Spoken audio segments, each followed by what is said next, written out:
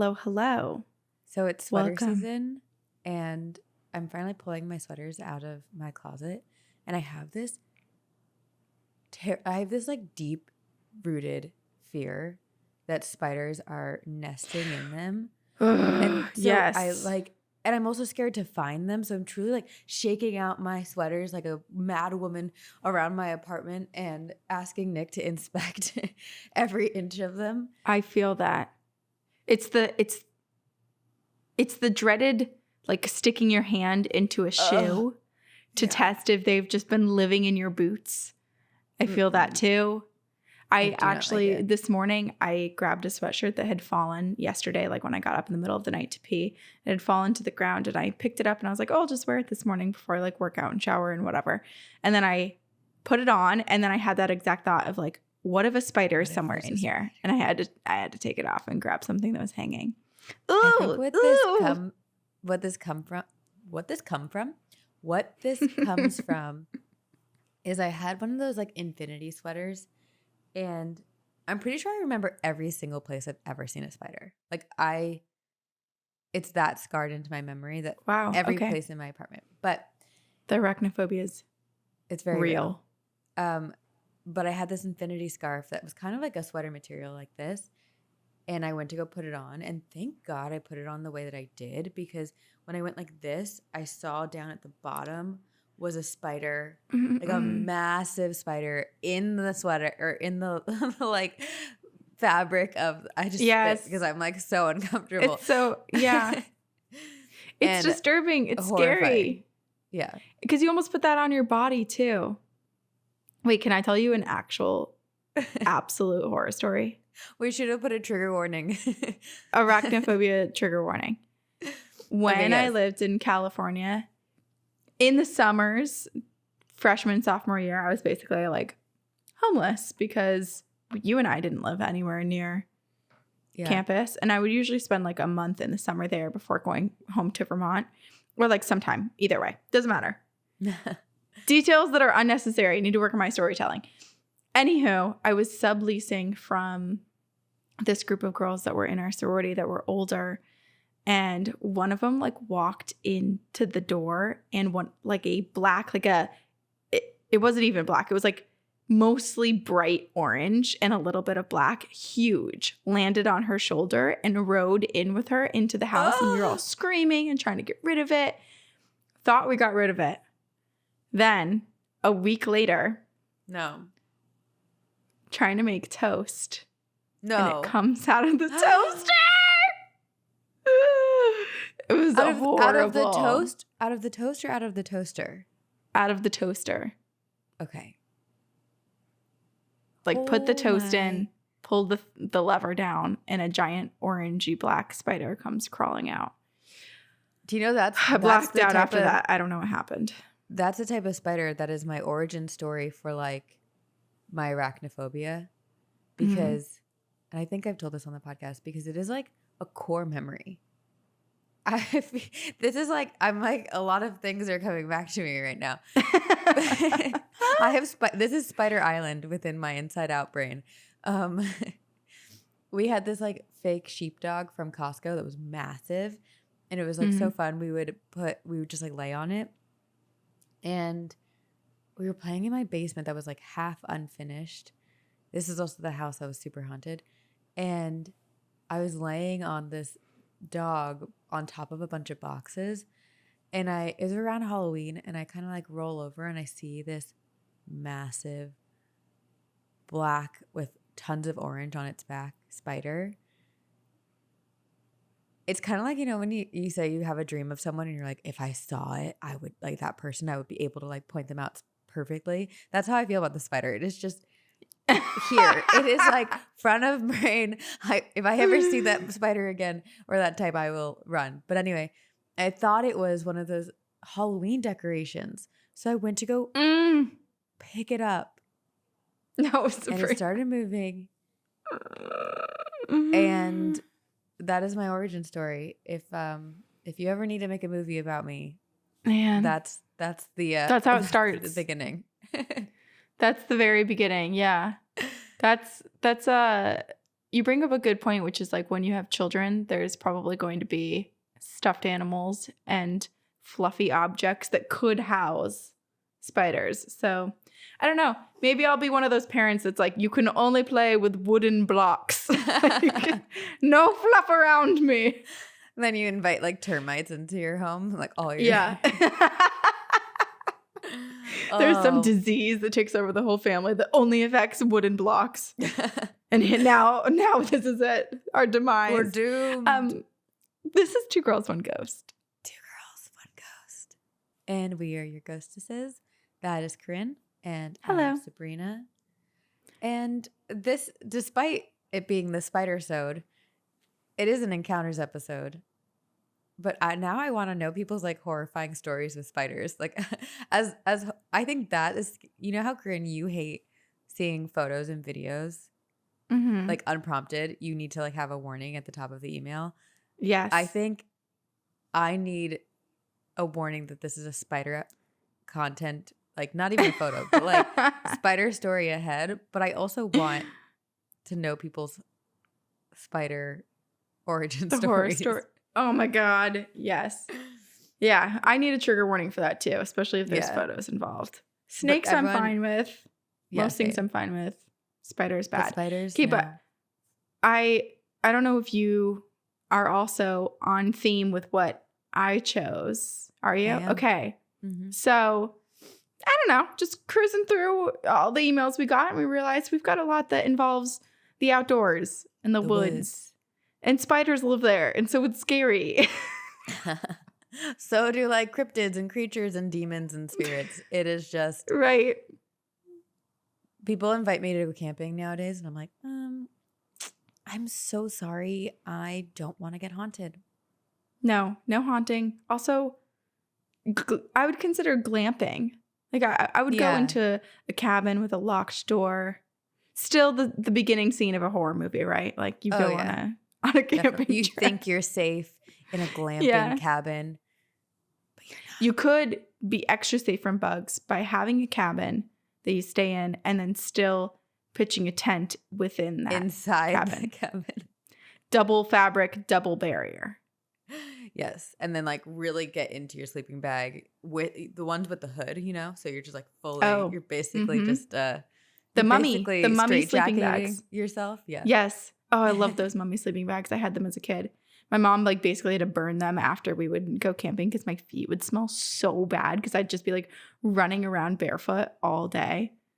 And then I would have to wipe my feet at the end with baby wipes and it still smelled horrible. My beanbag was stinky feet. Whoa, my beanbag, my sleeping bag was, it was a stinky feet situation. But that's why I wash my feet now. I was just going to say. That was a core memory of mine. Stinky feet Corinne ruining her sleeping bags. So now I'm like, really, that's probably the part of my body I wash the most. I scrub. I'm a runoff gal. I'm a runoff foot gal. There's two types of people in the world, and pits and parts. And sometimes we scrub our toes, but in the wilderness, probably not. And we chose some stories. My toes, but don't scrub my toes. No one has time for all of it, right? Like not every day is a spa day. No, I spend like 20 minutes just like in the shower, just embracing the heat and like very little washing. Yes.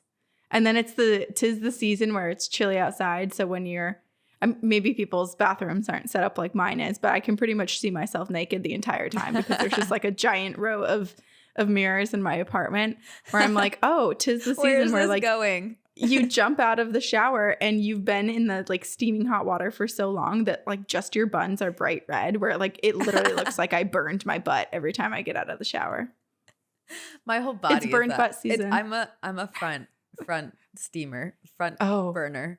You just face into the water. Actually, let I the don't rain like fall my down. face wet. I go like this. Showering is so weird because everyone does it differently. But it seems like something that's basic enough that everyone would do it the same. But like order of operations, what people like, how they turn, it's all different. It's fascinating. I wish I could watch everyone shower. But alas, privacy We're going to is get key. into stories. We swear. Okay. Yes. Oh, I will start. I'll get us going. Okay. This is called Bad Day in the Woods. Hi, spooky ladies. I got inspired by another episode again. This was Encounters 119, and it was a story about a listener that thinks he almost became a missing 411 kid. That suddenly gave me a childhood flashback. Oh. From age 4 to 13, I lived in the middle of nowhere, Tennessee. Our property is known for unexplainable paranormal experiences. Even my non-believer dad and grandpa thought this place was haunted. Whoa. I'll eventually write to you about my time there. It's a lot. But anyways, we're here for the woods. My property had over 70 acres that we happily shared with our upstairs neighbor that lived on the mountainside. They were a cute elderly couple that basically raised me. My parents worked a lot. And to get to their house, it's a hike up a bluff side that normally took 20 minutes. I did this hike multiple times every day, normally barefoot because country kids don't wear shoes apparently. Stinky feet. Stinky feet. So like any other day, I began my trek up the bluffs. I believe I was about 8 at this time, and I probably got a mile in when things started to get odd. It was eerily quiet. Oh. No birds, no animals, no rustling in the brush, not even the sound of moving water. The trail follows a riverbed that turns into a waterfall at my house. So normally when I do this walk, I do it with a dog or a cat beside me, but my dog turned back at this point. He kept looking around like he heard something in the silence, and then he just took off to home. Not the best protector. He's a failed hunting dog that the neighbor gave us a couple years ago. Trust your pets. If your pets Trust your run. pets. Right. Yes. And also this was a failed hunting dog because clearly he had all of the right feelings of like run when there's danger. Yeah, I shouldn't be here. Don't stay in the woods. Stay at home. Being a kid with a short attention span, I shrugged and I kept walking. I probably got another mile in when I suddenly heard an animalistic shriek. I've always known there were bobcats and cougars on the land, so I told myself that that's what I was hearing, and I took this as a sign to turn around and go back down the hill. I continued to look behind my back, watching for whatever made that sound, and I could feel it watching me, but I saw nothing. Oh. As I got near the end of the trail, I looked back once more to see a large, hairy, black blob watching me from behind a tree. Bigfoot? I froze watching it. Sounds like it. Neither big cat can stand on their hind legs, nor are they all black and that big. Also, why was it hiding behind a tree? I felt this intense dread wash over me, and I took off in a sprint to my house. I locked all of the doors and I covered the windows when I got inside, and I hid for what felt like forever. Eventually, I heard commotion outside and I braved myself to look out the window. It was my upstairs neighbor talking to my dog. I knew he wasn't down before this, so I went outside to ask him if anything happened on his hike down. But when I went outside, I heard all the normal outdoor life sounds again, crunching leaves, birds chirping, and water moving. It was normal again. So I told him about my experience, and he brushed me off, just saying that it was probably a wildcat or a trick of my mind. Though the very next day, he did give me a cross necklace along with a holy blessing. He was a retired minister. He knows something, but he would never tell me what. I know what I saw. I know something was out there. Yep. I know it was watching, but I don't think I'll ever get those answers. Our neighbors passed long ago, and the new person that owns the land believes in shooting first and asking later if someone stepped foot on their land. So I'll just be here wondering. Let me know if you guys have any ideas. Yours truly, Anna. Bigfoot. That's the idea. There's no wondering, Anna. It's Bigfoot. We believe. We believe. We believe. Especially, I feel like that's a theme for Bigfoot, where it's like, the Bigfoots out there don't want you near them. So they do kind of like the growls, the knocks, the screams, the throwing of objects to try to get you away.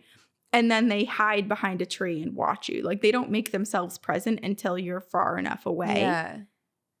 I also just have this, I don't know if we've heard this in stories, if I'm just making this up in my brain as like something, I don't know. But I have this feeling that like trees serve as portals for Bigfoots.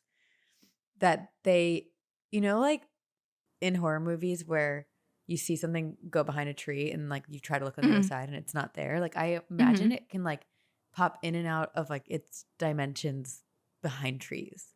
Oh, I mean, trees, so many of them are ancient. They're living. They're They have their own, they're spiritual. They speak to each other. I also am super addicted to watching all of the videos of walking trees where trees just like literally walk themselves through the forest and plop down in another spot. Have you seen Functional Fungi, that documentary on Netflix? No. Oh my gosh. It is just like, despite mushrooms and fungus and everything being so fascinating, which I've always been interested in, but I didn't know to the extent. This is the most beautiful documentary. I think he did like a 13-year time lapse of fungi growing and like spreading.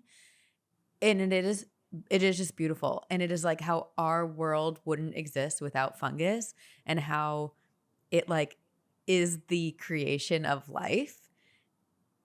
And it connects like trees to one another, and it communicates, and it helps bring our ecosystem. They did this study where there was an oil spill, and it was a controlled thing. So they had 3 different sections with this oil spill, and then they tried to use different things to like help clean it up. And the one where they used fungus to try to clean it, the fungus broke down the oil and then sprouted new life in the area. Gosh. Anyway, it's just so fascinating. Wow. We if just anyone need needs fungus and moss everywhere, because those things are powerful plants. Very. Dang. But I mean, okay, it's this big black creature that is clearly shrieking and making every life around Anna believe that they should be quiet and hide and run. So clearly this is a predator. And that predator is a giant ape-like creature Bigfoot. called Bigfoot. Yep. Anna, I'm confident. I feel like I often, am not confident in myself, but I can confidently say I am confident in this moment. Bigfoot sightings 101. This is how it starts. Okay, well, I have a story kind of about trees. It is called I Befriended a Talking Tree, and it is from our listener, Ray. Oh, okay. What a good segue, Sabrina, with the previous conversation. And now we're talking trees. I didn't even do this. This is all Ray and the universe. And anyway, I'm in a mood. I'm like, I haven't been sleeping lately, but like, I don't know. I have energy. Woo, hi. We're also recording this so early for you too. Oh my gosh. Hello. Okay. Good morning. Hi, ghostesses of the Most Haunted podcast. I've been listening to your awesome podcast for almost a year, and I'm almost caught up. This is also 2020. You make my week 10 times better. Thank you for doing what you do. First off, I should mention that although sensitivity to the spirit world does run in my family, especially strongly through the women on my mom's side, it seems to skip every other generation, and I am one of the skipped ones. Listening to your podcast does make me appreciate this sometimes. I do still have experiences, but they are rare and not as cool as the stories I have from other members of my family. My great-grandma, for example, lived for a short time in a house infested with poltergeists who were fond of throwing and breaking things, as well as levitating entire rooms of furniture. But okay, we should probably be emailed about that, don't you think? Yes. My great-grandmother would just curse and scold them until they stopped because she was a badass. My mom is also sensitive, and her experiences range from having premonition dreams as a kid to seeing ghosts to remembering flashbacks of her past life. I can tease the stories out of her. I promise to send them to you guys. Now that I've raised your expectations, here is my own recent and slightly less cool but more unusual story. So recently, my family built a new house, and after the old house had been torn down, there were several trees around the property that were cut down, one of them being an enormous cottonwood next to the driveway. Right beside this tree was a large fir type of tree. I'm not really sure what kind. And this is the tree who spoke to me. One day, I'm not sure how long after the cottonwood was cut down, my family and I went to check on the property and wander around. It was after they picked me up from school, I'm in high school, on a school night when I had a lot of homework, so I was stressed and I did not want to be there when I had to be home studying. I was going through a particularly stressful time at school, and maybe this is one reason I was spiritually and emotionally receptive to the experience. So the rest of my family was in another part of the property, and I was climbing on the huge logs left behind from the cottonwood, as teenagers do, when I was hit with the strangest and strongest wave of emotion I have ever experienced. I apologize if the description of this is confusing and long-winded. It's difficult to put into words because so much happened so quickly, but I'll do my best. Here goes. It was strange because I did not feel emotion in the sense that it was mine. I sensed it as if it was surrounding me, projected by someone else, maybe even intentionally focused on me.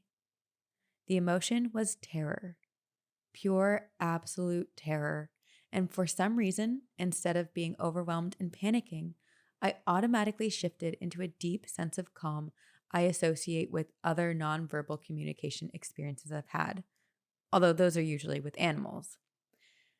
I don't know how to describe how the following information was conveyed, so I'll just say that I realized several things about the energy. I knew it was from the fir tree that I had mentioned earlier, that it meant no harm, and that it was female. For some reason, I pictured a young woman in her 20s with pale skin, pale blue eyes, and black hair. I began to detect other subtler emotions along with her fear: sorrow, loneliness, confusion, and a feeling of being trapped. Her projection of fear was a desperate cry for help. I made contact with her by speaking words in my mind and asked her what was wrong. For a moment, she seemed immensely relieved, and then conveyed to me that she was terrified that she would be cut down too, just like the tree that had been next to her. I knew that my parents were not planning to have the fir tree cut down, and after confirming this, I relayed the information to her. But she did not believe me and was still terrified. She desperately did not want to be alone, so I stayed and talked to her for 20 minutes until we had to leave, trying to reassure her that she was safe. She gradually calmed down and I began to ask her questions. I don't remember most of our conversation, but I do remember that when I asked her what her name was, her reply was incoherent, like a jumble of sounds and syllables, which was odd. Ooh. The thing that convinced me that this experience wasn't my imagination was this. At one point, she told me suddenly, "You're the first person to ever talk to me." I was confused because there had been at some point an energy healer at the property for groundbreaking to bless the land, and I thought all of the trees were blessed too. I asked her about this, and she insisted that I was the first person to interact with her at all. I ignored it for the time being, and later I asked the parents if the healer actually blessed all the trees, and it turns out she only blessed the ones that would be cut down. So I was wrong, and the fir tree was right.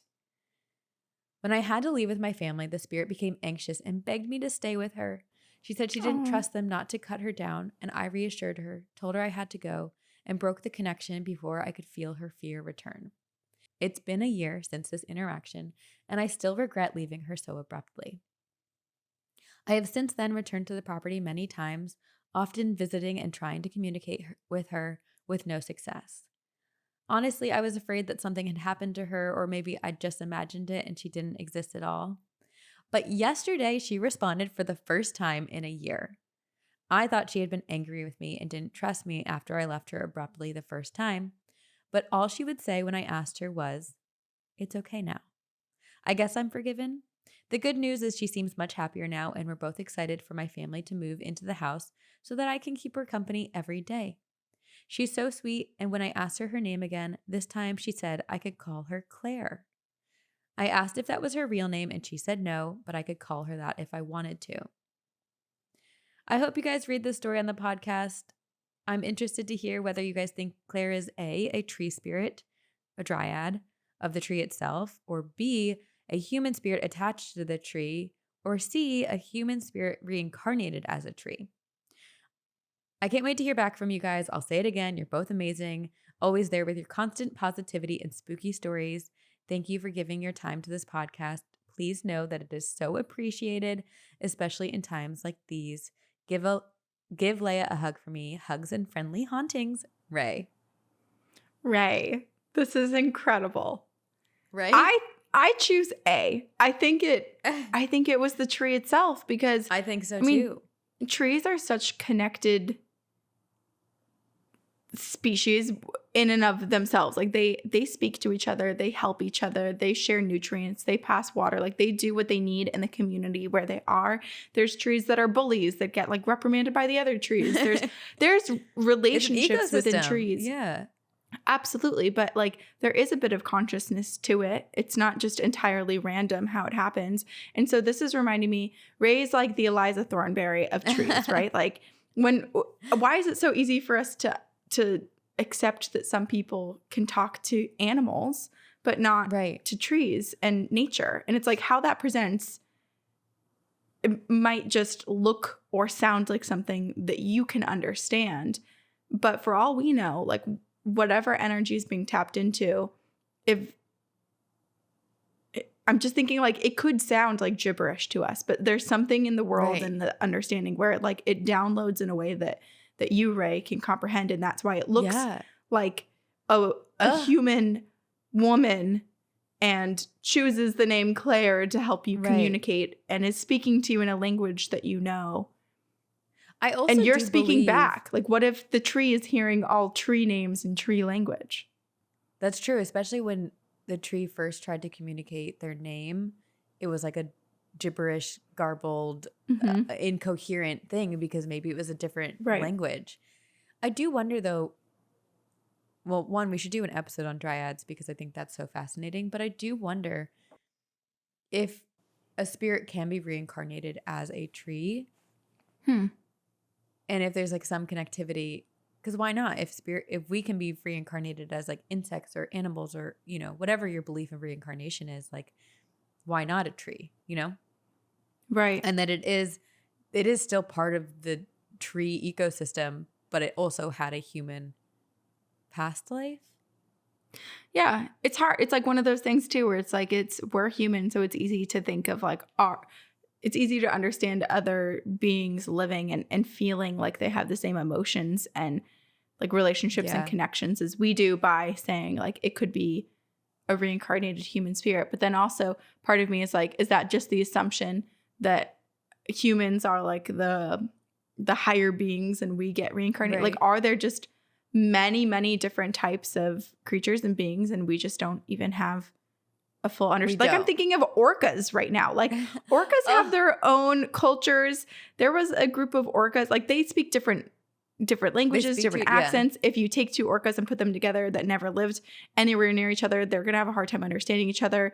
Just like if you grabbed someone who spoke English and someone who spoke Arabic and they didn't ever hear the other language, bring them together, they're going to have communication problems. Like orcas wear salmons as hats. Like they do all the interesting things. And so I don't know. We're basically a nature podcast right now. We're a nature podcast.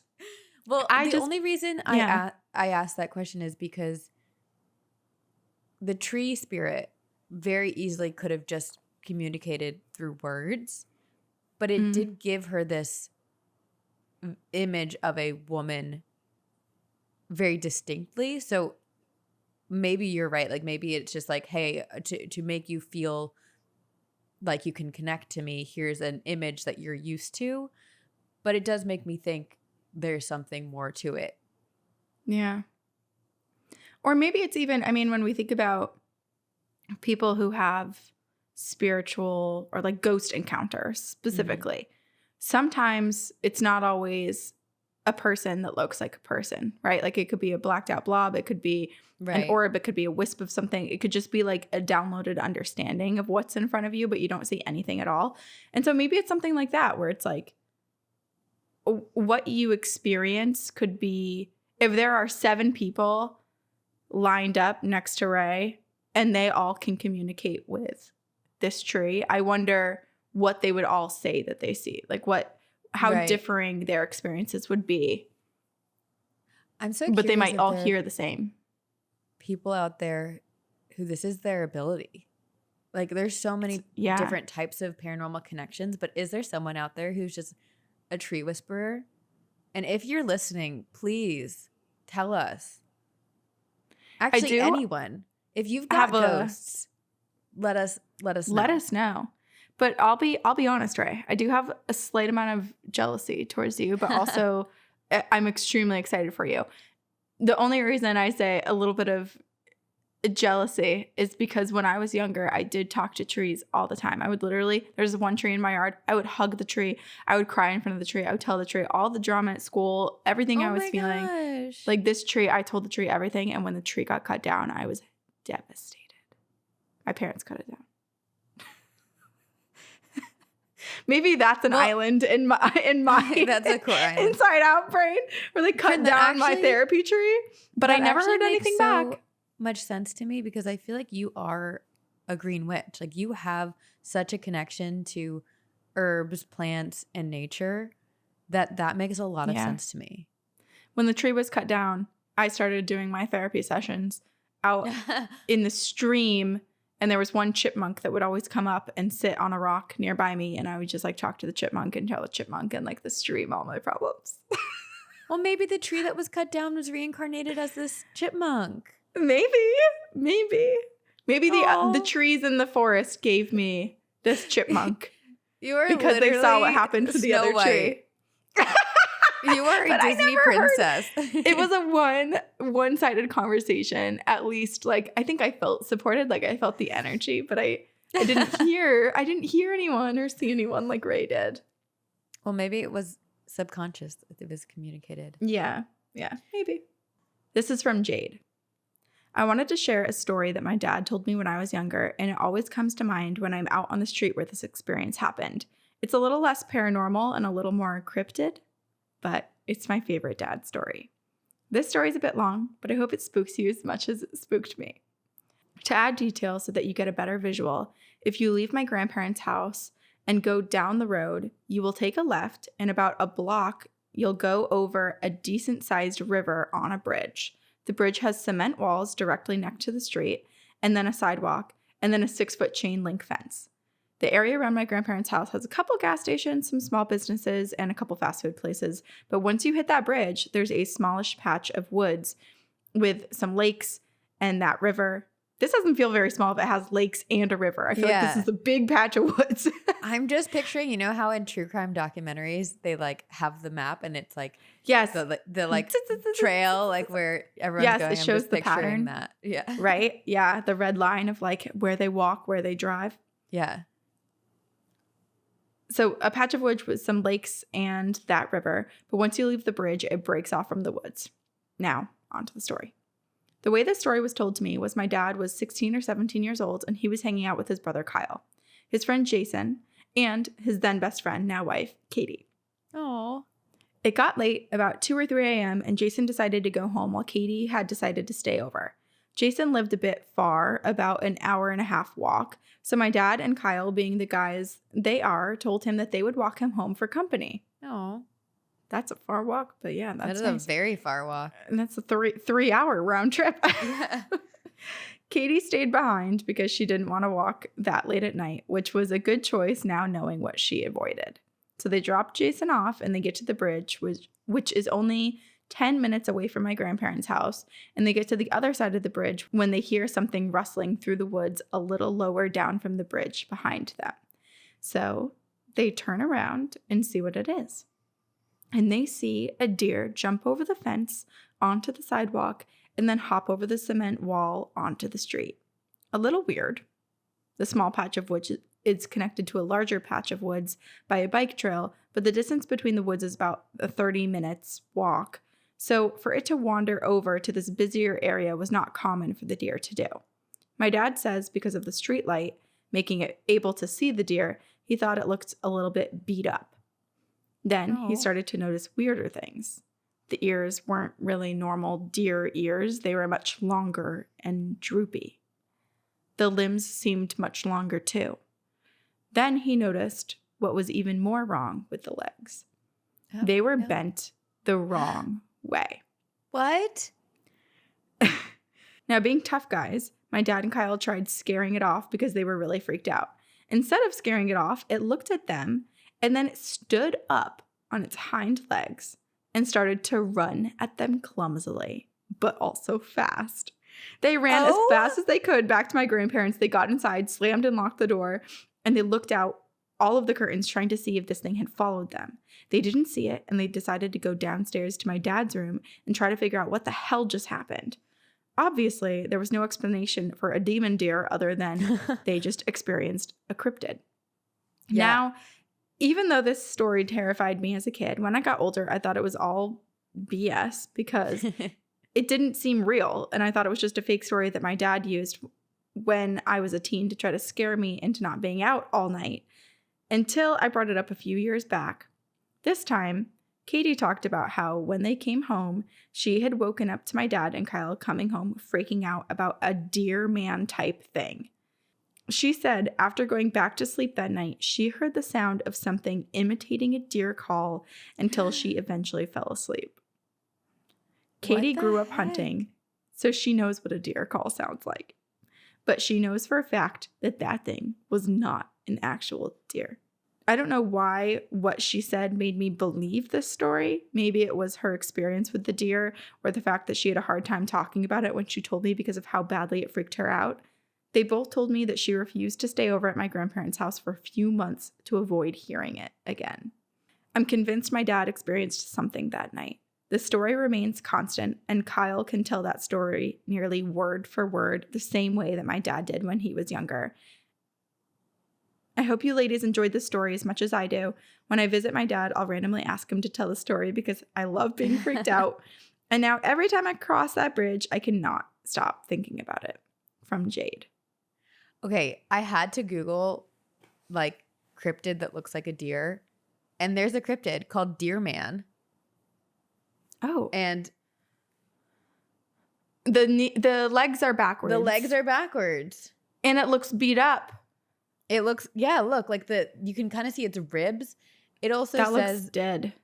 It says, okay, a hybrid animal, deer man, has the antlered head of a great stag, a human's torso, and legs described similar to either those of a man or deer. In addition, it is said to be well-muscled and surprisingly fast for its size. And there's like sightings in Ohio, Delaware, and it says like it stands on its back feet and runs. Wait, this sounds exactly like this. Yes. Because at first I was kind of thinking like, you know, a flesh pedestrian situation. Yeah. But the deer man sounds spot on. I mean, it's exactly what happened, right? Like just odd behaviors. Yes. The backwards legs, standing on the hind legs, running, looking beat up. What the heck is Deer Man? Okay, this is what blows my freaking mind is like there are just so many freaking things in the world that we don't know, we don't understand, that have been undiscovered or that are just so quick and mischievous and mysterious that we have not been able to like understand them or know them. And like same with the ocean, there's just so many things we don't know. Yes. Well, and too, like to your point, initially hearing this story, I'm thinking flesh pedestrian. And then there's all these other creatures and spirits and entities that could also sound similar to this thing. And it's like, are these things that we don't know, are they actually connected? Is a not deer the cousin of this deer man that's the cousin of a flesh pedestrian? Or like, are they all completely different and just look similar? Yeah. Like not all monkeys are related, but some of them are. It's just like, blowing my mind. Yeah, I would love to. We should interview a cryptologist. Oh, that would be awesome. And a UFOologist. Oh, yeah. Well, that's a great transition. Oh, yeah. That's a great transition because we're getting abducted potentially. Well, this is from Jessica, and it is called A UFO Followed Me Home. And also, part 2, my neighbor is a werewolf. Oh. Wait, we're getting part 2, right? Like you're going to tell us part 2? Okay. Yeah. Okay, good. Hey, ghouls, I've emailed you a few times, but I'm not even sure if they made sense half the time because I was in a hurry or all my memories have been a giant ball of mess. I've been Actually, going to wait, can I therapy. pause for 1 second? Yeah. This is a PSA to everyone that our email is 2girlsoneghost podcast@gmail.com because I have seen quite a few DMs from people that are like, I sent the story, and I go look and it's not in our inbox. So I think people have been sending their ghost stories to someone else. Yeah, 2 Girls, One Ghost podcast, and all spelled out. Okay. I've been going to therapy to work through some things, and it's brought out memories and stories my family has told me. It's 2 a.m, and I'm sitting alone in the break room in the OR because surgeries at 2 a.m. is rare around here unless it's the fun sex-related emergency surgeries, which I love. Anyway, we need an email with that stuff. Right. Anyway, besides being a ghost hunter and our team doing investigations with the Warrens, wait, what? I wouldn't call myself a ghost hunter, but more a paranormal explorer. I love that because I don't like the hunting term either because it's like you're not hunting them. You're investigating. For the most part, there's exploring. no malicious intent. Yeah, you're just looking to make contact. Make contact. Say hello. Come in peace. So the first story was about 2012. I was in college and driving back to my parents' house for the weekend. Also, I just had a moment. I never say years that way. I usually say 2012. And so 2012 really threw up for my brain. I grew up in a small country town. A couple stop signs, a few churches, no stoplights, a school, and a lot of farm and woods. Well, on this road home, there are towers. I'm not sure what they're used for, but they look like the electrical towers, kind of, but I don't think that's what they were. As we were driving the long, straight, open road towards the towers, my significant other at the time looked ahead of us to the sky and pointed out a light in the sky. As we drove closer to it, I realized it was multiple lights, and they were moving. Not moving much, but hovering to the point where you could see a bunch of lights moving up and down ever so slightly. So we drive up, and my significant other, we'll call her Jay, yelled, "It's round!" Not understanding what's happening, I stopped and looked up. She indeed was right. It was a saucer, spinning, hovering. There were no sounds at all. Dead silence. Mind you, it's 11 p.m. in the middle of September, so there should have been little creepy noises from bugs and such. But nothing. Yeah. No stars, just darkness and this saucer. And especially if it's spinning too. The air that would be created around it. The sound. There should be something. There should be something. I looked at Jay through my window and I see her literally on the floor of my car under the dashboard, realizing she's screaming something, but I can't hear her. I can't hear anything. My car is running, my radio is playing, but I hear nothing. I could hear my thoughts, and my thoughts at that exact moment were, I'm deaf, I'm going to get abducted, and I can't hear anything. I turned back around to look at the saucer, and it slowly was moving closer to us. I look back to Jay and I start hearing everything come back, like the volume on my ears slowly being turned back up. Jay is screaming, "Get back in the car, let's go." Oh, I didn't even realize they had gotten out of the car. Right. Wait, that's oh my gosh, they were being pulled towards this thing. Jessica. Also, if they're out of the car, are they getting video evidence? Is this what this is? No. Was that the intention? I don't know. Well, actually, there is a video attached to this, I think. So I'm curious. Okay. Oh. I didn't end up watching it because I like to have a raw, real, reaction.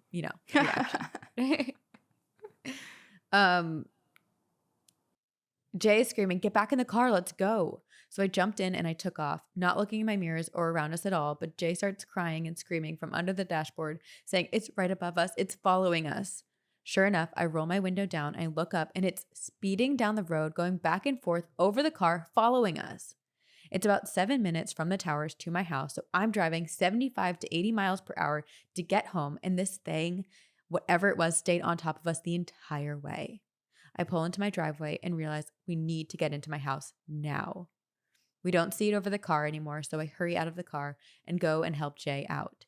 As we're running to the door, I look over across the road, and above the field across the road was a saucer. But not just one anymore. Now there were 3 of them. Oh my gosh. They're all following them. The one that was following us and 2 smaller sized ones next to it. I grabbed Jay and dragged her inside the house, hoping she wouldn't see them. I slammed the door, and of course, no one was home. We sat in the living room with all the lights off for the next 3 hours watching these things until I fell asleep. The next day, I woke up and they were gone, and I never saw them again. I'll never be able to explain why or what. I just know it was terrifying and it did something to me. My last story for now is back when my siblings and I and my cousins were young. In one of my last emails, I mentioned how we lived in an old farmhouse built in 1812, and it's on 200 acres of fields and woods. So really, we just explored a lot as kids and got hurt and into trouble. Basic country kids with nothing to do and a bunch of four-wheelers and field trucks. A lot of fishing and playing in the mud and bonfires. Up on the land, we have an old one-room schoolhouse that my great-grandmother was a teacher at. Oh, that's so cool. Mm-hmm.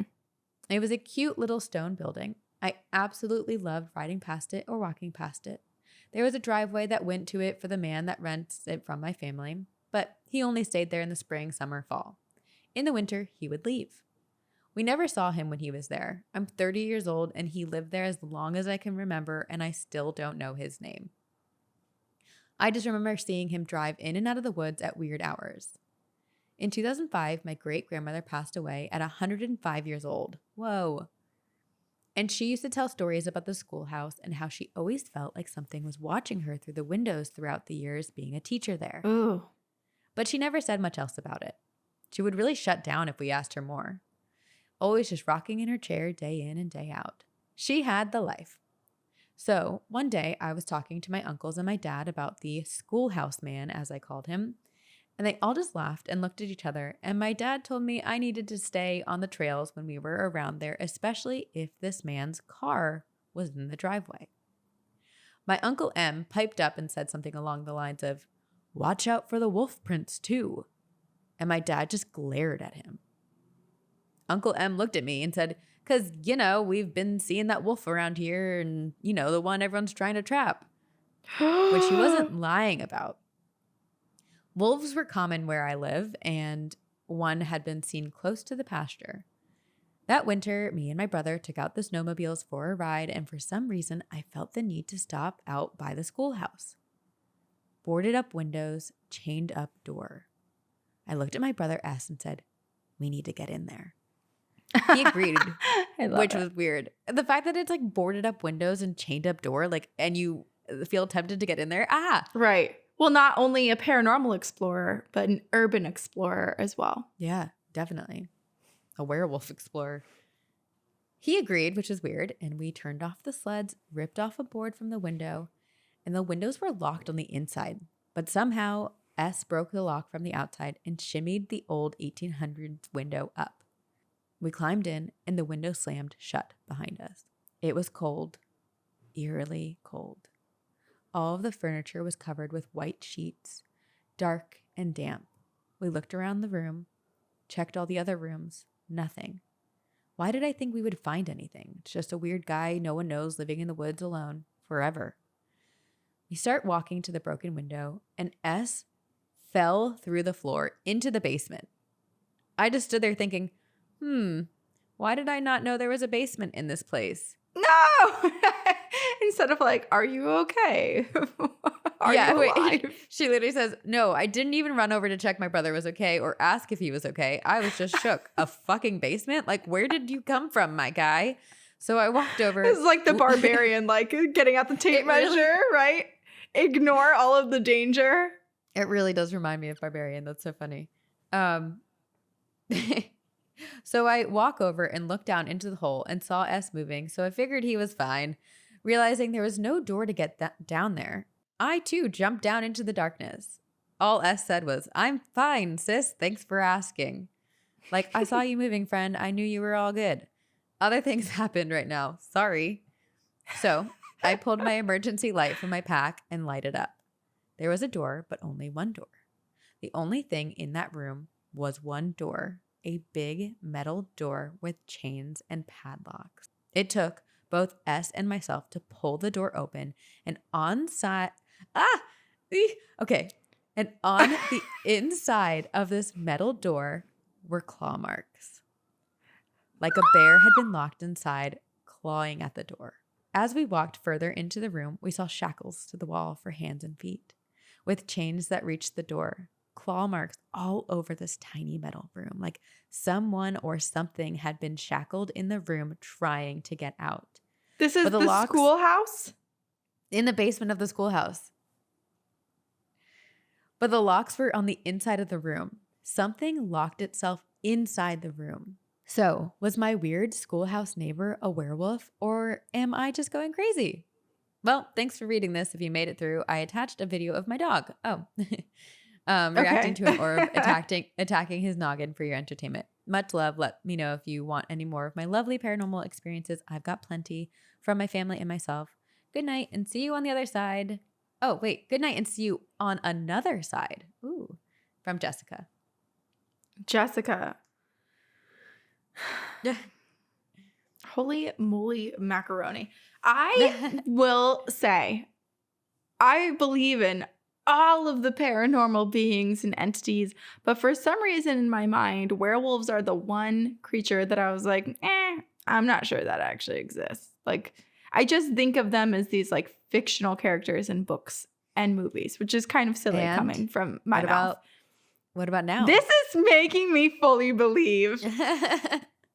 I'm turning. This is a turning point, especially because I think the detail where the locks are on the inside. Okay, but here's another thing. There had to have been someone else that was in on it, because if this person, the werewolf, chains themselves up, or locks door, chains themselves up, there were also chains on the outside of the door. So isn't someone else also doing like the... Interesting. Or is that like while he's not using it to protect people from getting in there? Oh, that's a good point. But I do think that Jessica's dad and uncle know about this. And I wonder at what point Jessica will get confirmation, because remember, Jessica said Uncle M was like, be like careful of the werewolf or the wolf. And like the wolf man. He said like wolf man or something. And then Jessica's dad glared at him and then he covered it up like, oh, like, they're trying to catch that wolf.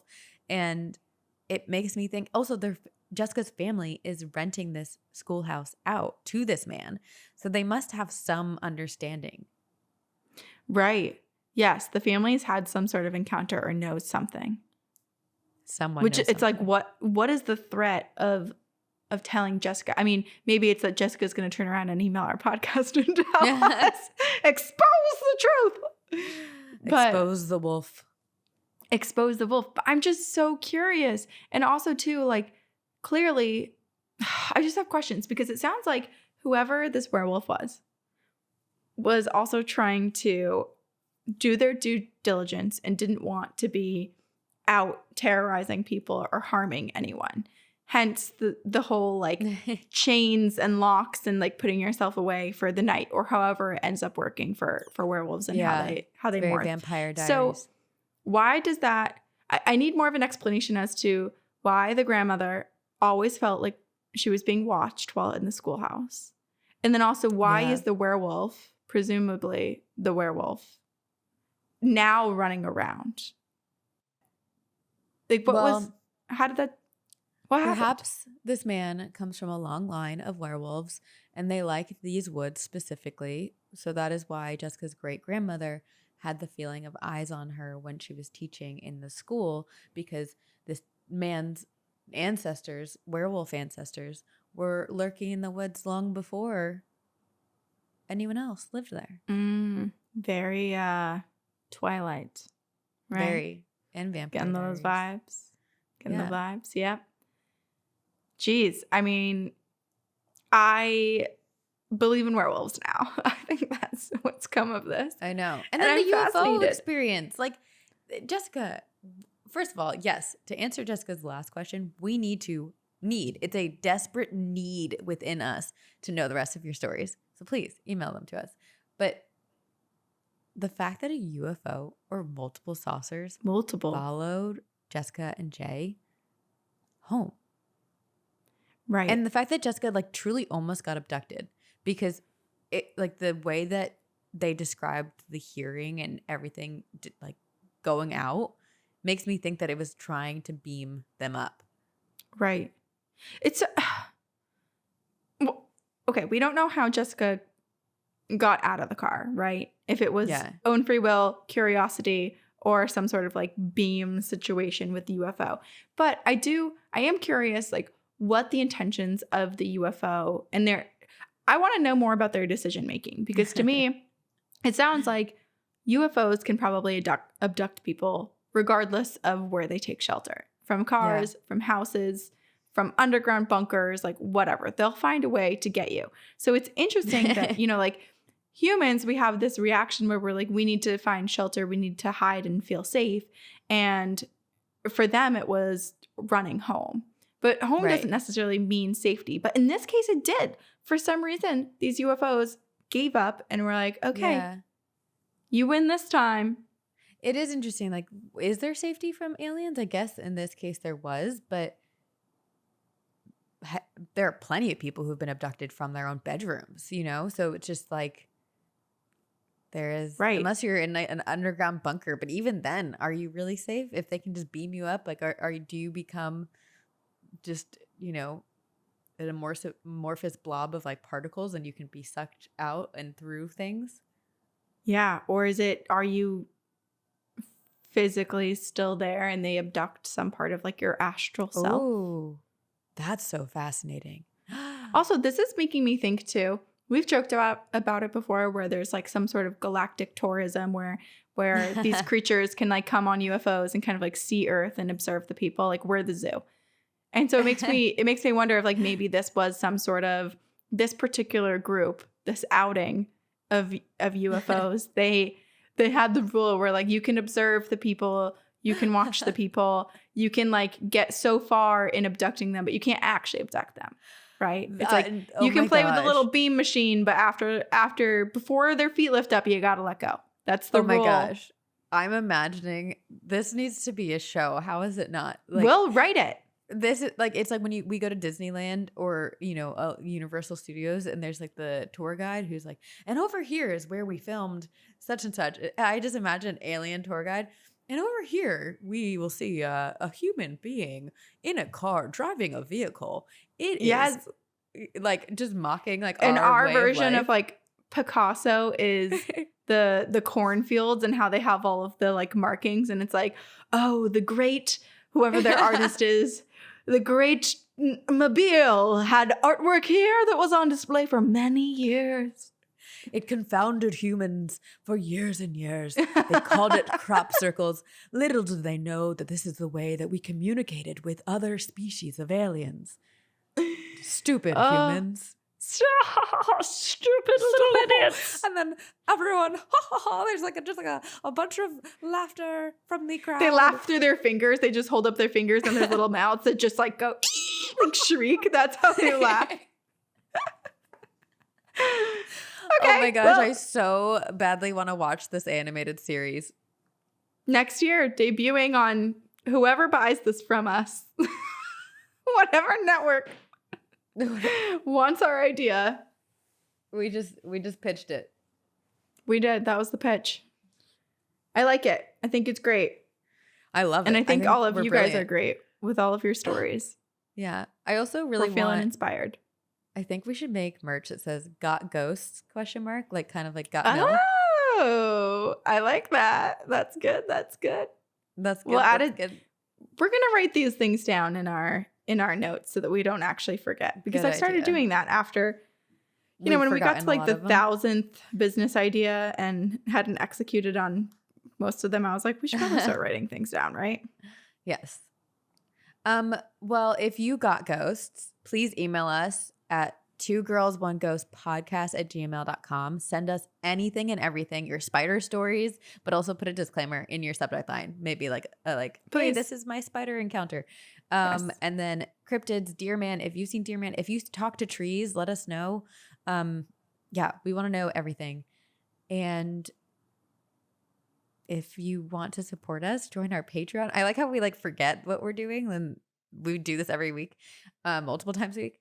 Anyway, join us on Patreon. We have special episodes. There's things that are you guys get access to things before the general public. And we have live streams. We have like special merch for all of you. We're going to give the holiday card. I think this probably the holiday comes out. card will be being sent out if you were if you made that November 30th cutoff, you will receive a holiday card. So on November 30th, if you were a patron, you will get one. You will get one. Make sure your address is in Patreon too. You can also support us by rating and reviewing us on iTunes and following us on social media and subscribing to our YouTube and coming over and saying hi to us. Like, hey, we're waving to you. This is directly to you if you're watching. Join the triangle. Join the triangle. Get lost in the triangle. Thank you for listening. Thank you to our editors at Upfire Digital for editing our podcast. And once again, thank you to all of you. We love you. And we do hope that you don't get abducted and that we do get to meet you on this side. But if we don't, we will see you on the other side.